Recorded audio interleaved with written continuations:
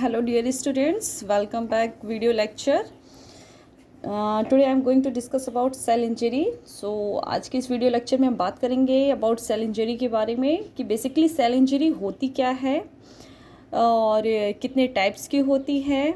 Okay तो first of all देख लेते हैं सेल इंजरी की definition. Cell damage also known as cell injury. Cell injury को हम सेल डैमेज भी कह सकते हैं. Is a variety of change of the stresses that are cell suffers due to external as well as internal environment changes. That means कि अगर किसी type के स्ट्रेसेस आपके सेल्स पे पड़ती है, किसी भी टाइप की स्ट्रेस अगर सेल्स पे पड़ रही है तो वो सेल्स के अंदर का जो एक्सटर्नल या इंटरनल इन्वायरमेंट है वो चेंज होगा. ये जो स्ट्रेसेस होते हैं ये कितने टाइप्स के हो सकते हैं, मतलब ये स्ट्रेस होते क्या हैं. हो सकता है ये स्ट्रेस की फिजिकल हो, केमिकल हो या इन्फेक्शियस हो या बायोलॉजिकल हो या न्यूट्रिशनल या इम्यूनोलॉजिकल फैक्टर्स भी हो सकते हैं. मैंने लेक्चर्स में बहुत से जो है फैक्टर्स की बात की थी. फिज़िकल या केमिकल की वजह से या किसी फिज़िकल स्ट्रेसेस की वजह से सेल डैमेज हो रही है या केमिकल की वजह से या फिर किसी माइक्रोबियल ऑर्गेनिज्म की वजह से, माइक्रोबियल इन्फेक्शंस की वजह से सेल जो है डैमेज हो रही है. उसको हम सेल स्ट्रेस भी बोल सकते हैं, सेल इंजरी भी बोल सकते हैं और सेल डैमेज भी बोल सकते हैं. न्यूट्रिशनल या इम्यूनोलॉजिकल फैक्टर में मैंने डिस्कस किया था कि न्यूट्रिशनल फैक्टर दैट मीन्स कि जो एडिक्वेट अमाउंट में न्यूट्रिशनल फैक्टर मिलने चाहिए आपके सेल्स को, वो सेल्स को नहीं मिल पा रही है. उसकी डिफिशियंसी में सेल डैमेज हो सकती है. राइट. इम्यूनोलॉजिकल फैक्टर्स की बात की जाए तो इम्यूनोलॉजिकल फैक्टर कभी कभी आपके इम्यून सिस्टम हाइपर एक्टिव हो जाते हैं. और जैसे कि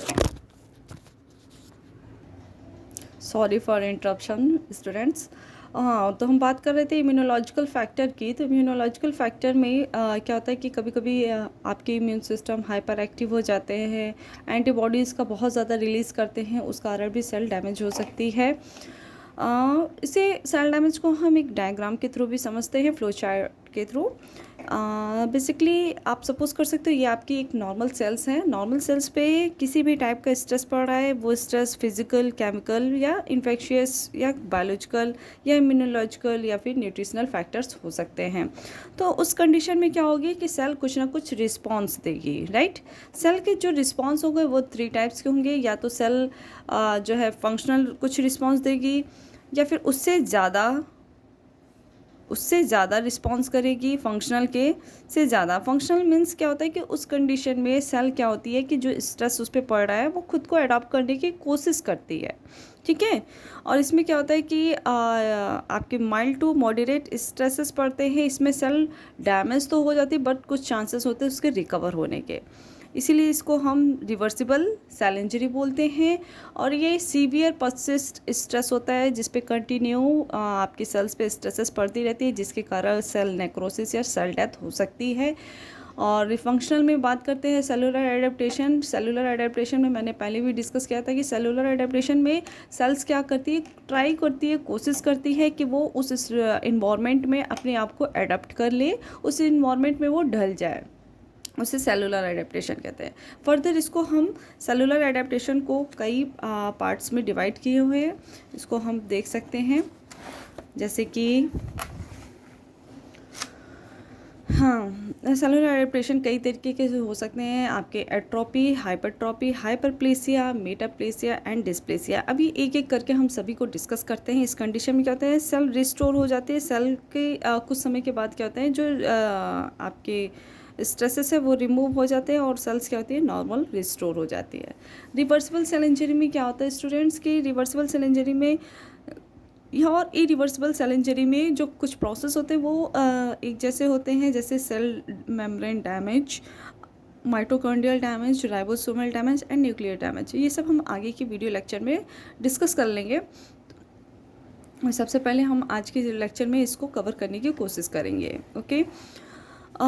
ये जो cell membrane damage, mitochondrial damage है, ये एक सीरीज़ है सेल के डैमेज होने की कि कैसे कैसे सेल परमानेंटली डैमेज होता है.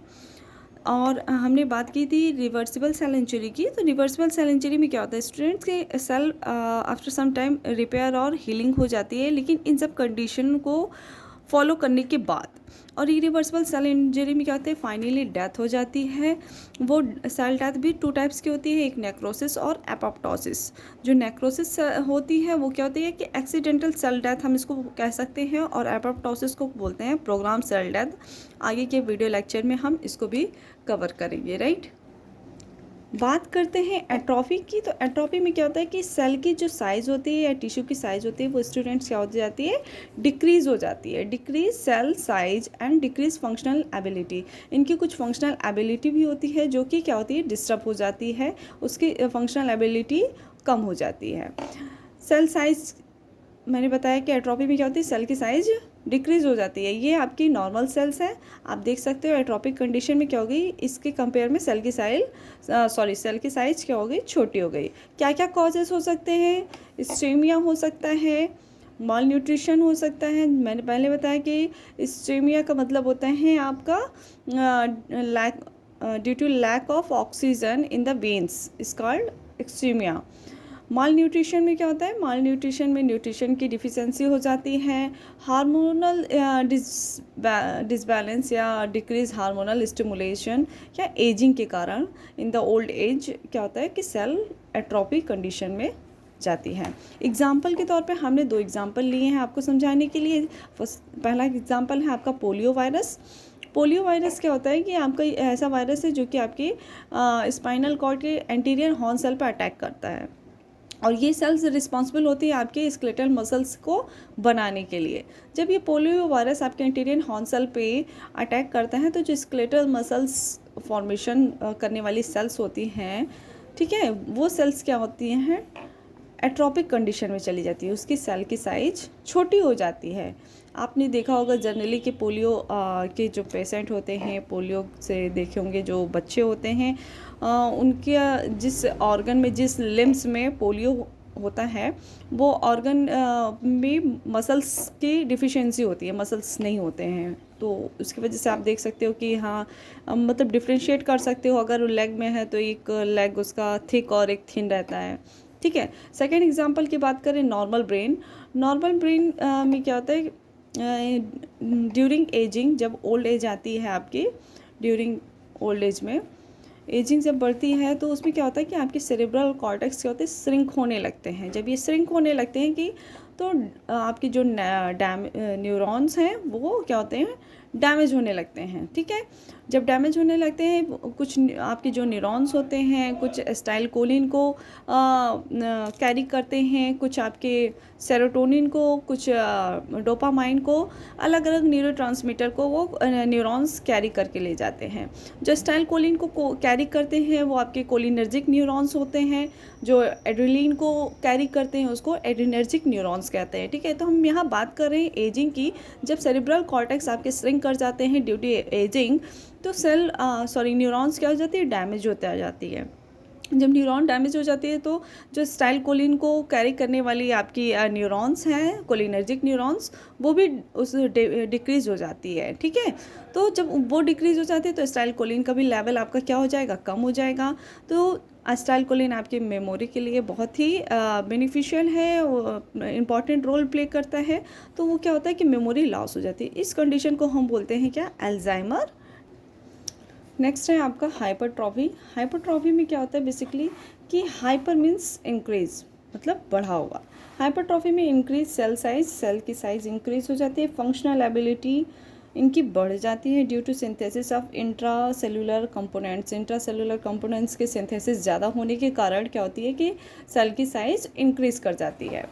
अब देखिए नॉर्मल सेल्स हैं, है ना, नॉर्मल आपकी क्या, ये नॉर्मल सेल्स हैं, और ये हाइपरट्रॉफी के कंडीशन में क्या हो जाती है, बड़ी हो जाती है, ठीक है, साइज़ बड़ी हो जाती है। इसके क्या कॉजेज़ होते हैं, कुछ फिजियोलॉजिकल हाइपरट्रॉफी के कॉजेज़ होते हैं due to natural endocrine stimulation. Endocrine में आपको पता है एंडोक्राइन ग्लैंड्स होती है जिसमें कि हार्मोन का सिंथेसिस होता है, हार्मोन रिलीज़ होते हैं, ठीक है, हार्मोन रिलीज़ होते हैं।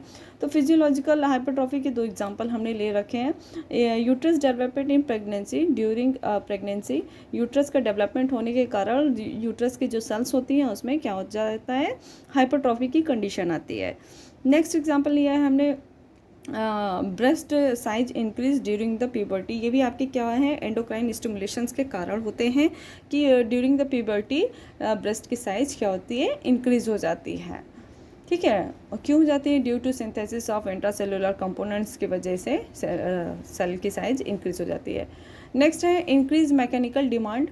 मैकेनिकल डिमांड के आधार पे हमने दो एग्जांपल ले रखे हैं कि मसल्स ऑफ वेट लिफ्टर, जो आप जिम वगैरह देखते हो, जिम करते हैं, वेट लिफ्टर होते हैं। वेट लिफ्टर क्या होते हैं, कंटिन्यू वेट को कैरी करते हैं, एक्सरसाइज करते हैं, तो उस कारण क्या होते हैं, उनके बाइसेप्स और ट्राइसेप्स में स्ट्रेसेस पड़ते हैं। वो सेल्स पे, आपके ट्राइसेप्स के सेल्स पे क्या होता है कि स्ट्रेस पड़ते हैं। जब स्ट्रेस पड़ते हैं तो उस कंडीशन में क्या हो जाती है कि मैकेनिकल डिमांड होती है उस सेल्स को कि वो और अपने आप को ग्रोथ कर सके।